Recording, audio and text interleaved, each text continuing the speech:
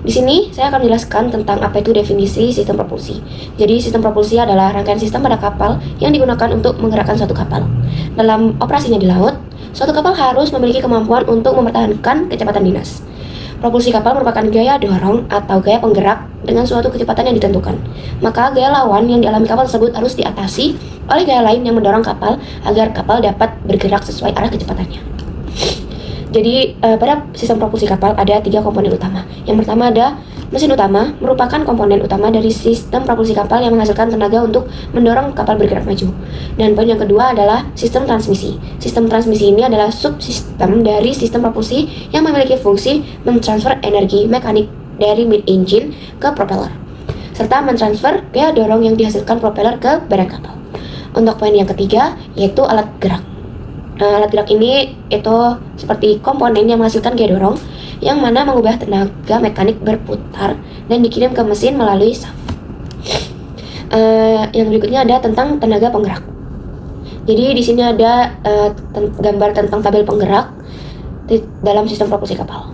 Yaitu jenis-jenis sistem propulsi. Nah, dari yang pertama adalah fixed pitch propellers, yang mana baling-baling jenis ini secara tradisi telah membentuk basis produksinya. Baling-baling ini secara umum telah memenuhi proporsi yang tepat terutama jenis rancangan dan ukurannya. Baling-baling ini digunakan pada perahu motor yang kecil hingga untuk kapal muatan curah hingga kapal tangki yang cukup berukuran besar. Lalu yang selanjutnya ada Dutch propeller, di mana Dutch propeller ini terdiri dari 2 komponen yaitu saluran pipa atau Dutch, lalu yang kedua ada baling-baling. Keberadaan saluran pipa atau Dutch yang mengurangi gaya-gaya tekanan yang mengindach pada lambung kapal. Baling-baling jenis ini dikenal dengan sebutan North Nozzle melalui pengenalan Quartz Propulsion Company sebagai pemegang hak paten dan asosiasi dari jenis baling-baling. Lalu ada yang ketiga yaitu contra rotating propellers, yang mana mempunyai 2 coaxial propellers yang dipasang dalam satu sumbu poros secara tersusun, satu di depan, yang lainnya berputar saling berlawanan arah. Baling-baling ini memiliki keuntungan hidrodinamis terhadap permasalahan penyelamatan energi rotasional. Ada slip trim yang mungkin akan hilang bila mana kita menggunakan sistem single crew propellers yang konvensional. Lalu energi yang dapat diselamatkan sekitar 15% dari dayanya. Baling-baling jenis ini biasanya diaplikasikan pada small earthborne units yang beroperasi pada putaran 1500 sampai dengan 2000 rpm. Lalu yang selanjutnya yaitu ada overlapping propellers, yang mana 2 propellers tidak dipasang atau diikat secara coaxially, tapi masing-masing propeller memiliki sumbu poros pada sistem perporosan yang terpisah.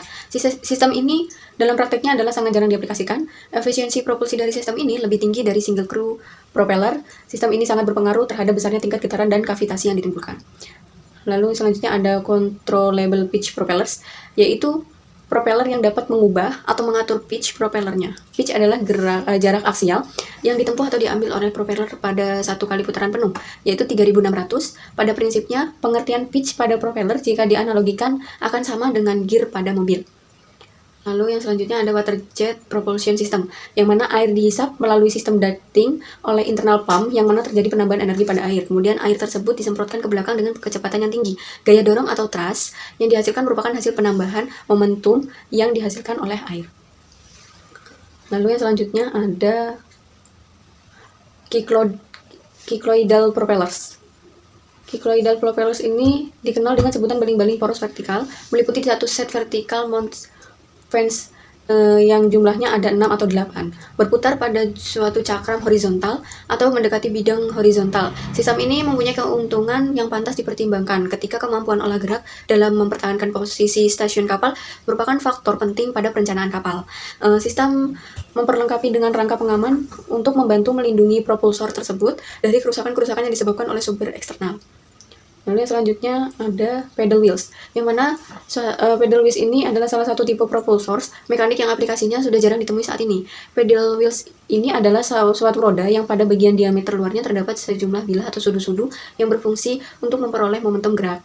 Ada 2 tipe bilah atau sudu yang diterapkan pada propulsors pedal wheels ini, yaitu fish blades atau sudu-sudu terikat secara mati pada bagian roda pedal. Lalu ada adjustable blades, harus mampu menjaga posisi latch agar selalu tegak lurus terhadap arah gerak kapal.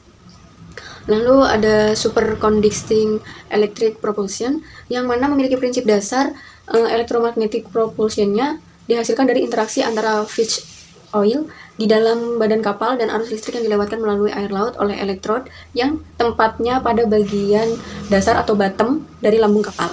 Gaya yang dihasilkan secara ortogonal terhadap medan magnet dan arus listrik merupakan hasil dari Fleming's right hand rule. Jenis propulsion ini mampu menekan tingkat noise dan vibration akibat propulsi hidrodinamik dan menjadi pertimbangan tersendiri untuk aplikasi pada kapal-kapal angkatan laut. Lalu selanjutnya ada yang terakhir, Azimuth Port Propulsion System. Azimuth Port Propulsion System adalah sistem propulsi kapal di mana propeller serta sistem safety terletak pada sebuah konstruksi pot yang menempel pada konstruksi lambung kapal. Konstruksi pot tersebut memiliki sebuah poros vertikal sehingga pot tersebut dapat melakukan gerakan rotasi horizontal. Hal ini menjadikan azimuth pot memberikan kelebihan dalam hal maneuvering pada saat kapal beroperasi. Untuk prinsip kerja tersendiri dari sistem propulsi ini yaitu elektrik motor tersebut mendapatkan suplai daya dari alternator yang digerakkan oleh main engine, sedangkan untuk melakukan gerakan rotasi horizontal dibantu oleh steering motor pada steering system.